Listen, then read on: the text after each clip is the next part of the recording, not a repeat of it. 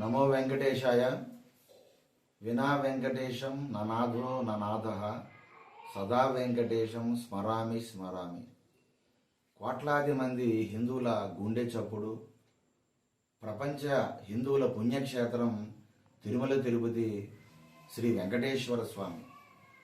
అటువంటి వెంకటేశ్వర స్వామి దర్శనం, ఆయన దర్శనం ఎంత గొప్ప, ఆ లడ్డూ ప్రసాదం కూడా అంతే ప్రాశస్యమైనది.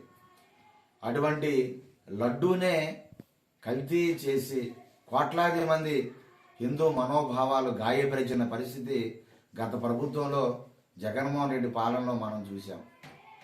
అనేక రిపోర్ట్లన్నీ కూడా కల్తీ జరిగింది అనేటటువంటి వాస్తవాల్ని వెలికితీసి స్పష్టం చేస్తున్నప్పటికీ కూడా కనీసం తప్పు జరిగింది, తప్పు చేశామనేటువంటి పశ్చాత్తాపం కూడా లేకుండా దాన్ని కప్పిపుచ్చి మాయ చేసి ఆ తప్పిదాన్ని ఒప్పుకోకుండా భేషజాలతో అజ్ఞానంతో మరి నాయకులు వైసీపీ జగన్మోహన్ రెడ్డి మాట్లాడడం, దానికి కొంతమంది ఆయనకి వత్తాసు పలకడం, ఇది హిందూ సమాజాన్ని కించపరిచి మాట్లాడడం. ఖచ్చితంగా హిందూ సమాజానికి క్షమాపణ చెప్పాలి.